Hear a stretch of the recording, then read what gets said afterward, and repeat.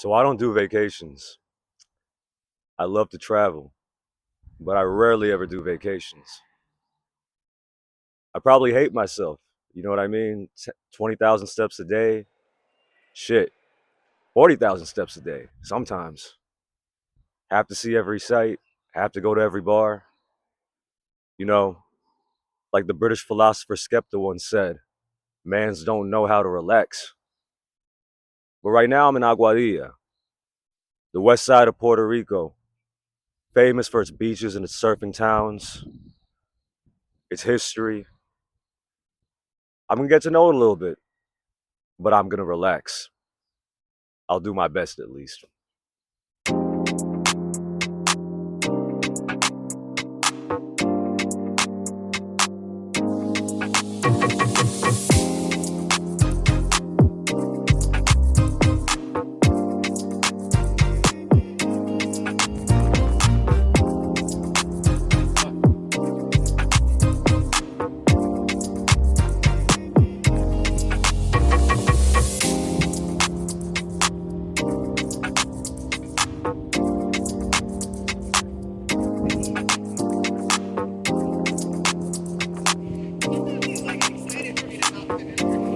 So, when I first came to Aguadilla, I didn't realize that a lot of this is just Western Puerto Rico in a lot of ways. Because one minute you're in Aguadilla, and then the next minute you're in Isabella, and the next minute you're in Mayagüez, and I just thought it was all Aguadilla, really, when I first came here. So I think it's got kind of to do with like Puerto Rico being like a collection of villages, right? They have like 78 cities or 78 pueblos, something like that. But I did learn this morning because I watched Telemundo. So originally it was called San Francisco de la Aguada, but then Guadilla apparently is a Taíno word. I don't think they said what it meant, but it's like a combination of those things. So now it's Aguadilla. Did you know that? It's also really interesting to ride around, walk around, and you see a lot of really beautiful homes, and then you see a lot of dilapidated housing. And I think that partially has to do with maybe like natural disasters, but also has to do with people leaving and a lot of disinvestment from the island. And with that happening and the US government not really putting money in, or maybe the local Puerto Rican government not putting money in, it makes those buildings kind of abandoned. But the prices are really high, so really only people who are not from here can buy those usually. So Puerto Rico is going through, you could say maybe an interesting evolution. But at the same time, when you see these dilapidated houses, you can just imagine what Puerto Rico did look like maybe when it was thriving more, maybe like 40, 50 years ago before everyone started leaving. There's a lot of ownership problems because Puerto Rico technically has Spanish law, which is crazy, even though we're part of the US. Um, so let's say, for example, that there's a house that was abandoned, but it's hereditary, or what is it when you get given down something? I think hereditary is Is biology. biology, yeah. What is I it when it's like an asset? don't even know in English. Okay. Well, it's basically owned by the family. And so Yeah. you have to get everybody to agree to selling it in the price, and that causes a lot of problems in families because let's say abuelita passed away and her house is there. Now all her kids have to agree that they want to sell the house, and then they don't all agree on that. So it becomes a big problem because it's not like there's one owner or one person that can determine the fate of that building. It ends up being like a really big issue, which is why a lot of people can't buy those houses that are abandoned because the family doesn't agree on like what to do with them.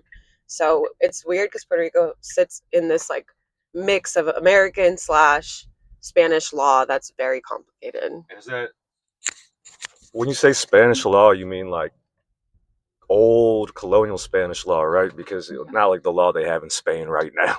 No, like yeah, like the laws that were originally like when Spain colonized, the laws that they enacted. So, for example, like I did Peace Corps in Cameroon, and their system is based on the French system, and a lot of it's like slow bureaucracy where you have to like do a million things before you can actually accomplish your goal.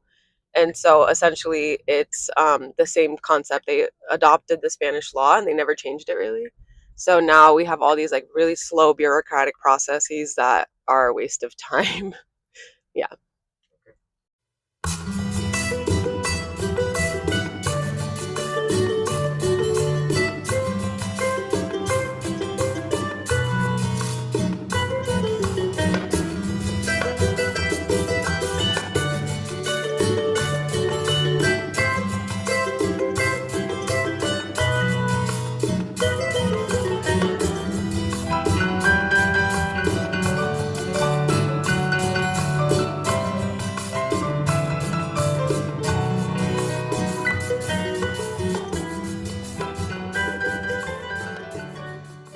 But we ended up finding a little cool plaza, you know what I mean? Very old Spanish colonial style. If you look over there, there's a beautiful church.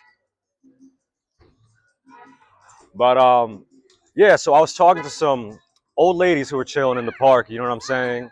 That's just the natural thing to do. They're living life, feeding birds. But they were telling me the story about this mural right here.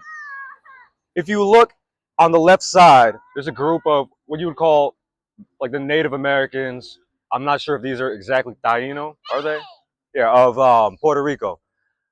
You'll see the man on the very left, he is drowning someone's head in the water. So the story behind that is, if you look all the way that way, there's a little bridge. That bridge represents the bridge that comes into this town. Basically, when the Spanish arrived, they came through here, and built a bridge over. And the Taíno, apparently, according to the woman I was talking to, thought that the Spanish were gods, deities. But they wanted to test it out. So there was a Spanish conquistador by the name of Diego Salcedo. They wanted to put it to the test. Are the Spanish really immortal? So they ended up drowning him. And when they found out that he died, that he wasn't immortal, that the Spanish were not deities, that's when they decided to rebel against the Spanish. So I thought that was a cool little story. You know what I mean? I wasn't expecting to get that, just chilling, eating my lunch. But I learned a little bit of history, the old fashioned way, you know, mouth to mouth, hearing it from people, um, from the locals. So yeah.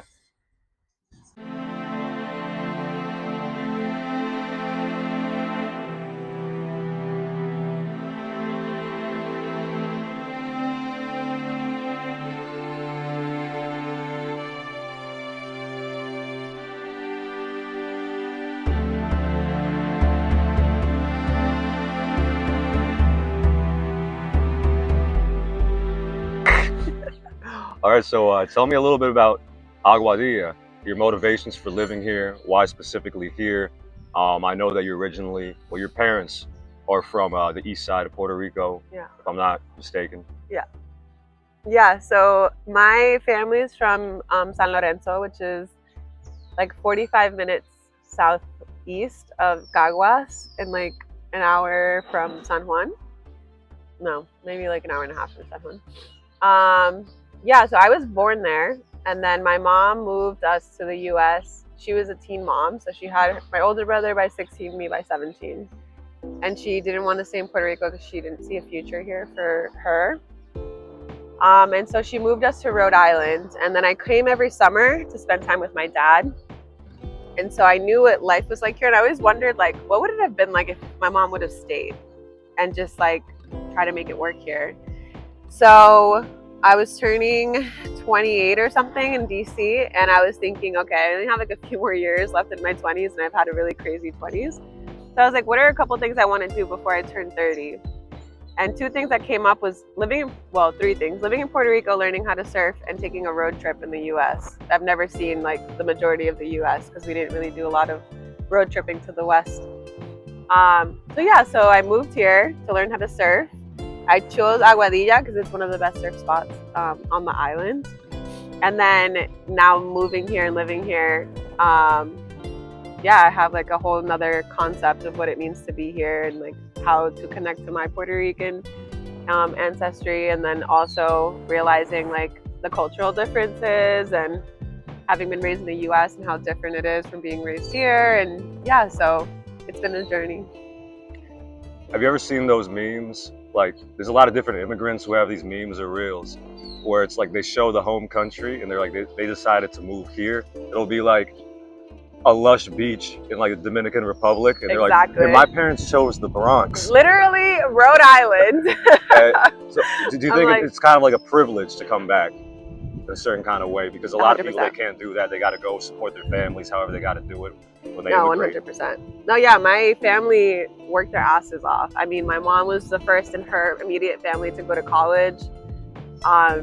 She has her master's. She moved not knowing a lick of English to have a better life for us. And like, I've gotten to live a really beautiful, privileged life because of her.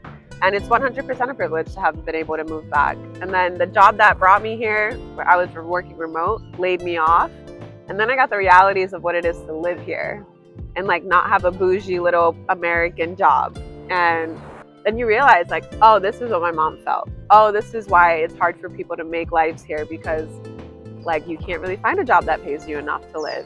Everything's very expensive because Americans moved here without American money and they jacked the prices up of everything. And so, yeah, I think it's definitely a privilege. It's still a privilege that I'm here, and it's a privilege that I got to be raised in a country that has more opportunities. And then you come to Puerto Rico and you realize just how bad the neo-colonialism is. And yeah, hopefully I can stay, but I understand why my mom left, and it's been like a very sobering experience for me, and I understand her and my family a lot more now. So basically, Aguadilla, Western Puerto Rico in general, it's not like San Juan where you can like go around and there's like cheap Ubers everywhere. Kind of non-existent. And if you're not renting a car, like me, because I didn't grow up driving, even worse. Apparently, they have a new bus. They call it La Guagua. That's like the Puerto Rican word for bus. They don't say autobus. But they have a new bus line that they inaugurated in 2025, but it comes like once an hour. But I thought it would be interesting for this video to be one of the first people to document taking public transit somewhere where it kind of doesn't even exist. But we'll see what happens. Do a little, a little thing, go around the city, see the different sites. Maybe meet up with my friend at the beach. I have no idea. We'll see what's up with that.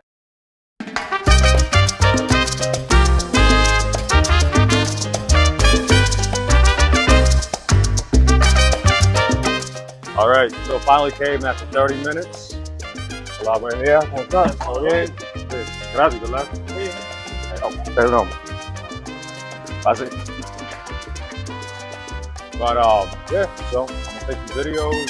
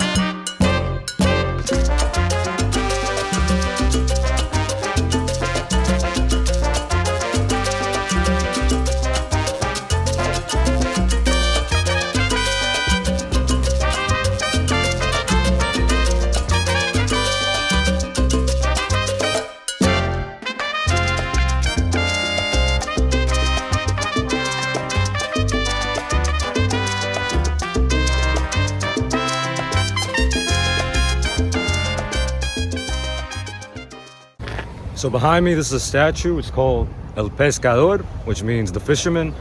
Aguadilla is famous for, basically a lot of people used to make their livelihoods fishing through, basically a lot of people used to make their livelihoods fishing. It's a fishing town, essentially. So this is, in a way, a symbol of the people who live in Aguadilla, pescadores. Aguadilla is also known for its biodiversity and all the different kinds of life they have here. That's why, if you look behind me, you'll see a mural of a giant pelican.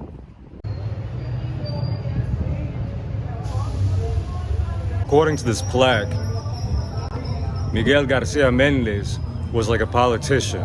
He was a lawyer and also a writer, apparently. But he created, or he orchestrated, the Republican Statehood Party of Puerto Rico, which it's not like Republicans in the US. It has to do with basically like Puerto Rico being an independent country, I believe. I might be wrong. They might be able to correct me.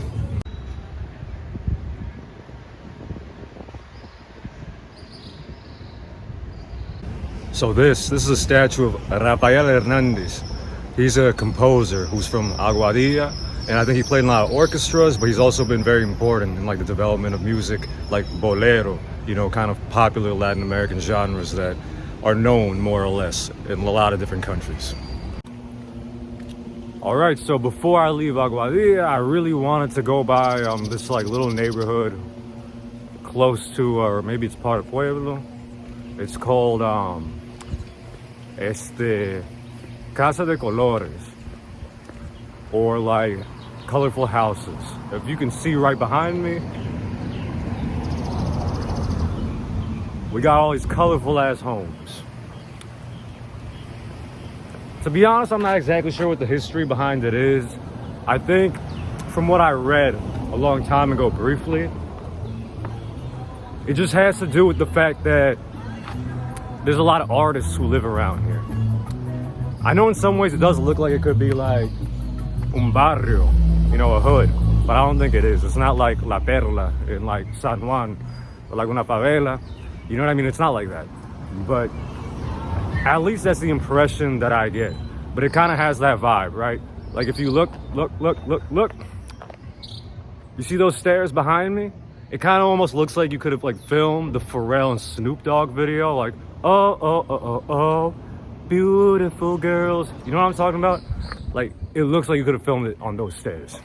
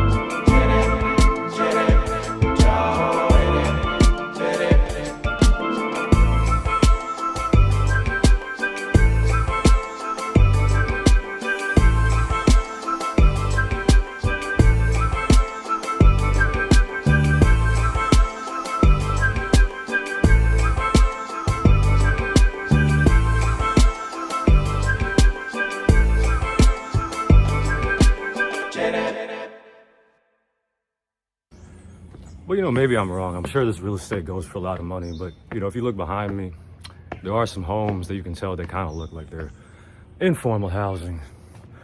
You know, I've lived in Mexico City. I've lived in Addis Ababa, the capital of Ethiopia. I've seen a lot of just, you know, tin roofs meshed in between houses. So, you know, it could be a mix of different things.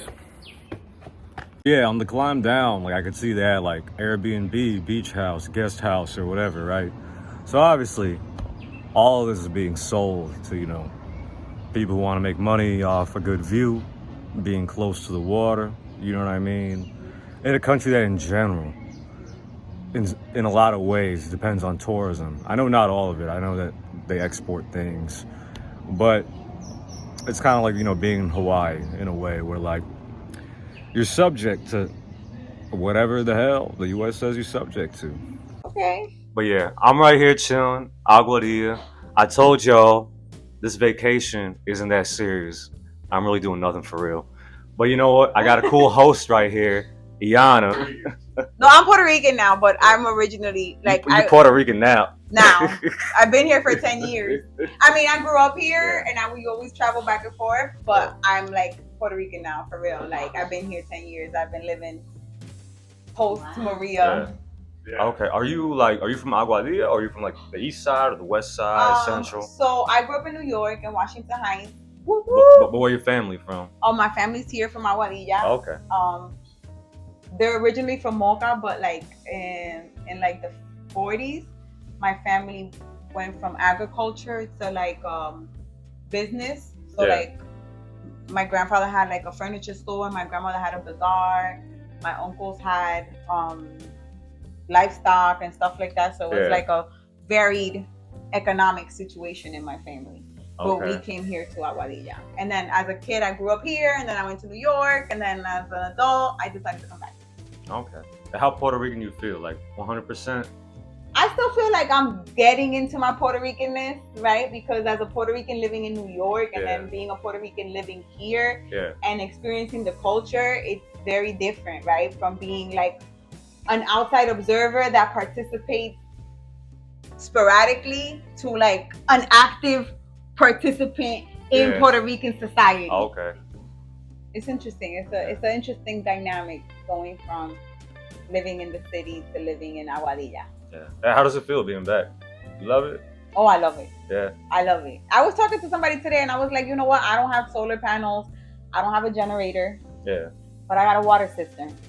It's a very different lifestyle than being in New York, right? Everything is not just readily available to you.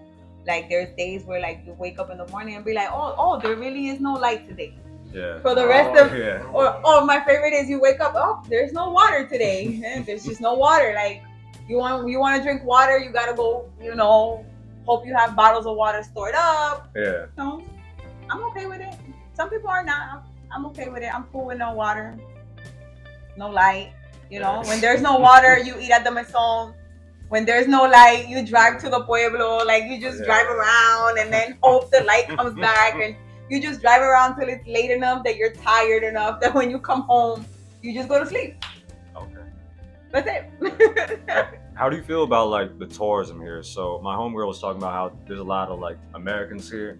Some of them respectful, some of them not. A lot of rich Americans buying a property here. If you got an opinion, you don't gotta talk on that if you don't want to. That's such a touchy subject because the government here has made it so that Puerto Ricans cannot afford to purchase. It's just that simple, right? Because it's not. And they actively block. Yeah.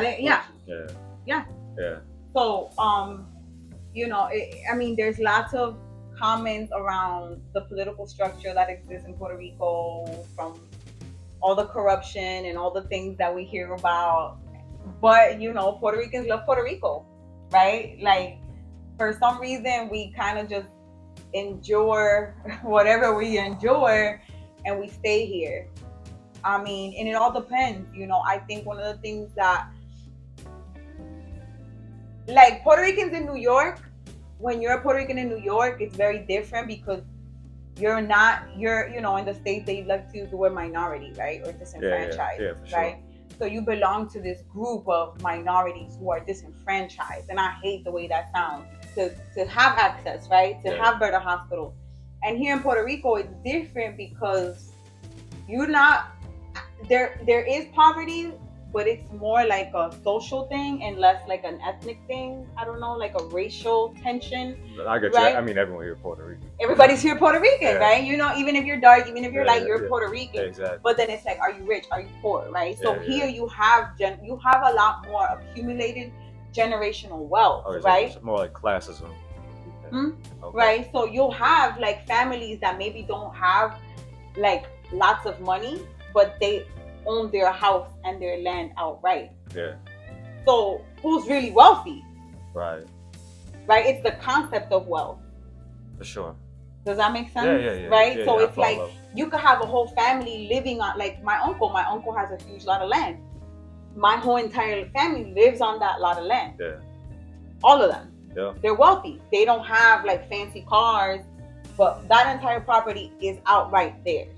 Right? So you do have a lot of people in some areas of Puerto Rico that do own their homes outright. So as the generations progress, there's a strong foundation to build on, which is not necessarily the same thing that happens in New York, because in New York, you're a perpetual renter unless you do have the ability to purchase, right? So what ends up happening is like you live in New York and you have this idea that you're wealthy because you're making six figures or, you know, have six figures, but you really can't purchase.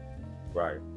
Right? And what you purchase isn't necessarily outright yours, right? Because it's like a co-op or it's like a condo. For sure. Yeah. It's a shared wealth experience, right? It's like shared ownership, but not truly yours. Yeah. So it's just how you interpret that concept of wealth, I guess.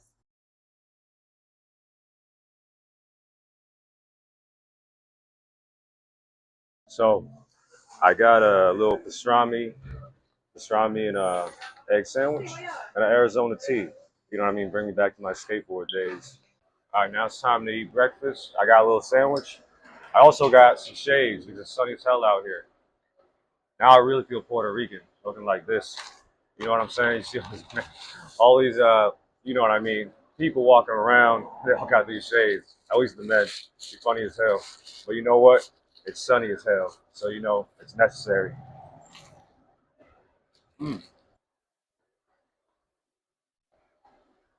Hola, gatito. ¿Cómo está? Good. Oh, yeah. I was on the tea. You already know.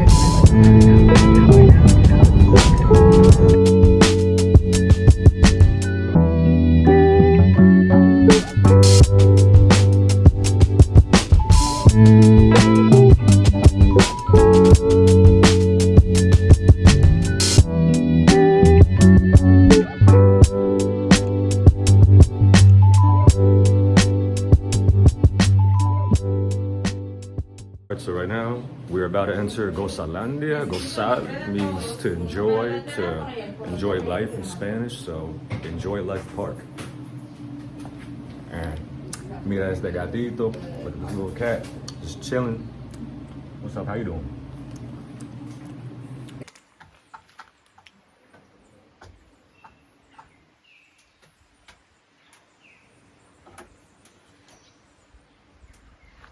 Oh, no way.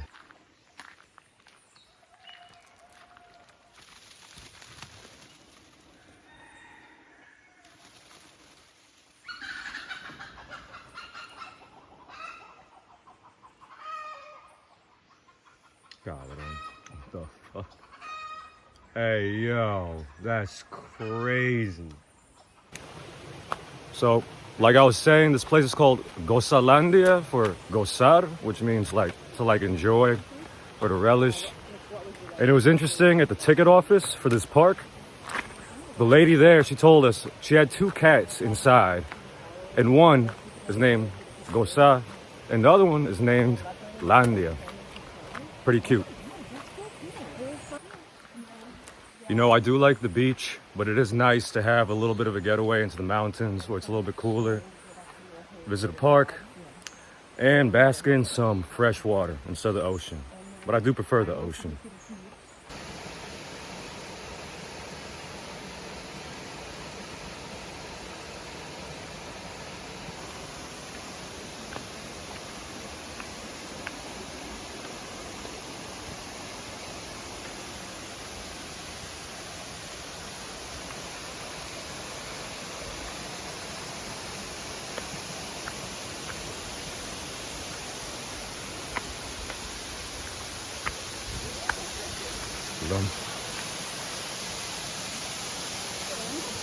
Ay, ay, ay.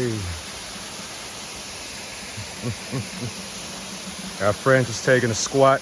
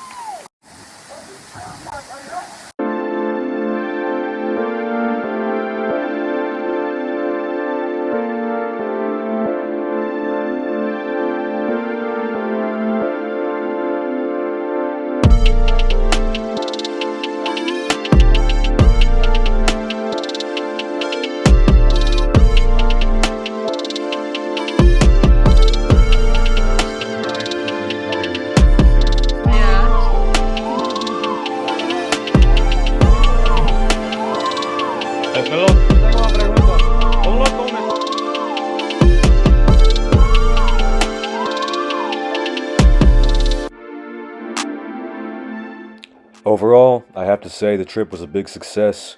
I said I wanted to chill, relax, not do much. I did that. I went to the beach every single day. I tried surfing classes. You might not be able to see it here, but it was the time of my life. I got to see my friends. I got to see the nature. I even got a haircut. And of course, I ate great food.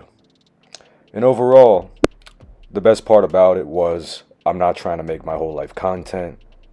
I just got out there, had a good time, talked with locals off camera, and really got to enrich myself in the experience a little bit more than the last time I was here.